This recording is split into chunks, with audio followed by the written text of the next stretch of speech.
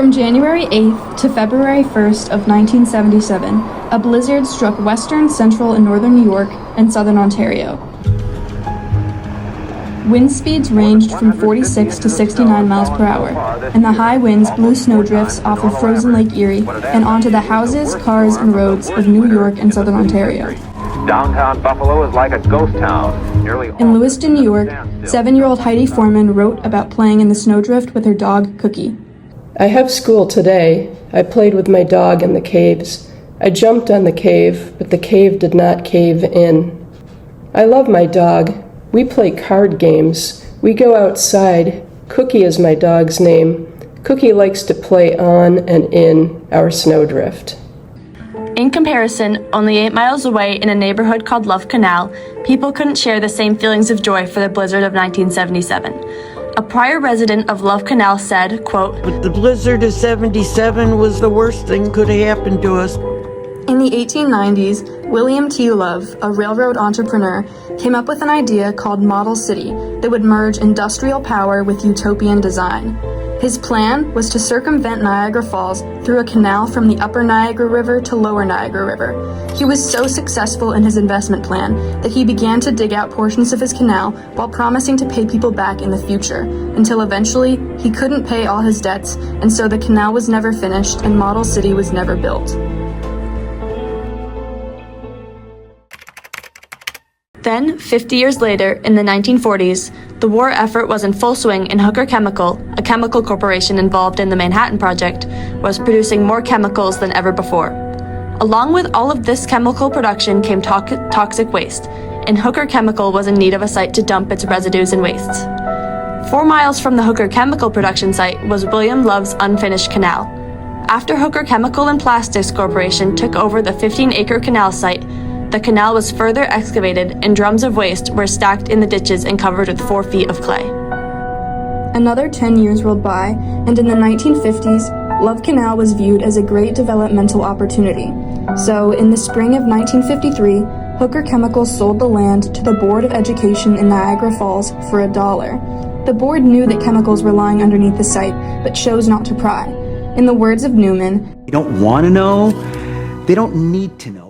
The board subsequently built 99th Street Elementary School and sold the residual land to be developed with residencies.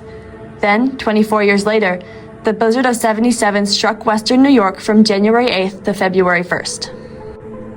the blizzard of 1977 raised the water table and caused the buried chemicals to leach into basements, yards, and the playground of the local elementary school, which had been built directly on top of 22,000 tons of chemical waste.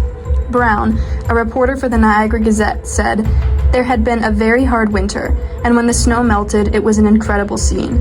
I remember there were drums exposed, they were collapsing, and chemicals came out and started seeping through the ground." A resident of Love Canal reported, "Lived here a good 10 years, and they try to tell me that it's tar, but nobody's been around to check it. They said, oh, how about digging it up? I've tried to dig it up. It's just way down deep, and it's all over the backyard. It's in the side of the field. It's even in my neighbor's backyard."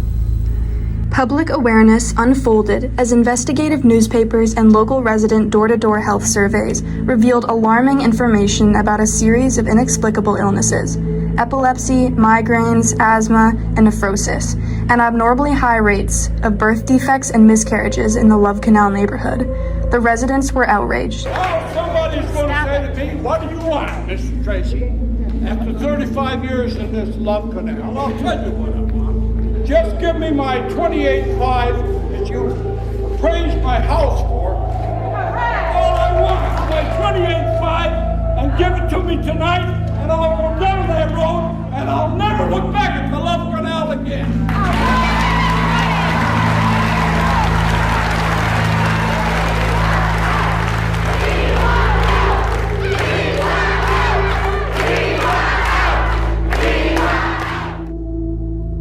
After a lengthy battle against apathetic New York State officials, the 939 families with toxic substances leaching into their homes were relocated thanks to Jimmy Carter's 2 state of emergency declarations.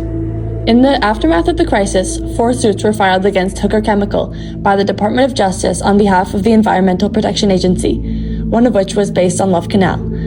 Hooker Chemical was ordered to pay $45 million to a trust account or post bonds in order to ensure proper cleanup, and an additional $7 million to reimburse the EPA and Federal Disaster Assistance Administration for funds used to clean up Love Canal.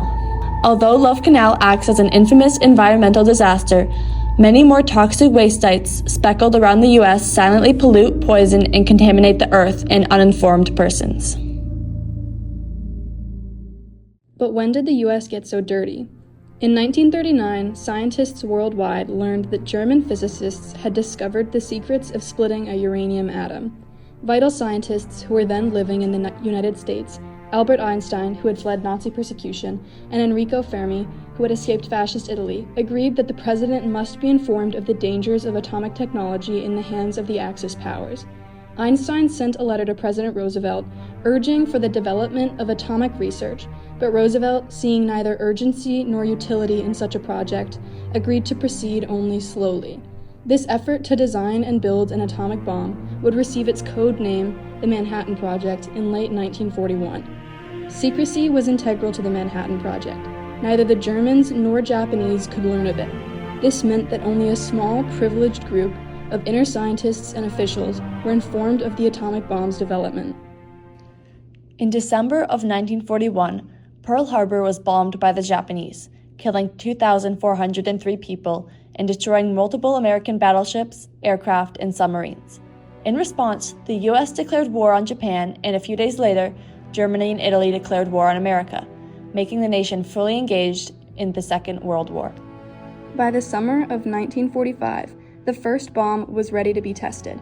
On July 16, 1945, in Trinity Site, New Mexico, scientists watched the detonation of the first atomic bomb. A flash lit up the sky, visible for 200 miles. A mushroom cloud grew to 40,000 feet, and windows of civilian homes blew out up to 100 miles away. After the cloud dissipated, what remained was a half-mile-wide crater, the heat of which metamorphosed sand into glass. A bogus cover-up story describing a huge ammunition dump exploding was released to the public as word reached President Truman that the project was successful. Although the atomic bombs and the Manhattan Project are often attributed to a few famous names, such as Oppenheimer and Einstein, in order to make the atomic bombs, the Army Corps of Engineers collaborated with a plethora of chemical corporations, including DuPont, Dow Chemical, Monsanto, and of course, Hooker Chemical. The end of World War II came with the atomic bombings of Hiroshima and Nagasaki, which killed over 100,000 people. But the deaths from the atomic bombings weren't the only casualties resulting from the Manhattan Project. Over 530 million gallons of toxic waste has been recognized by the Los Alamos National Laboratory as byproducts of the Manhattan Project. While some of this chemical waste has been properly stored in well-monitored facilities, much of it has been haphazardly disposed of, like in the case of Love Canal. Across the U.S., dumping sites with improper storage facilities silently pollute their surrounding areas with radioactive chemical waste, and the consequences of this are faced by the local residents and ecosystems.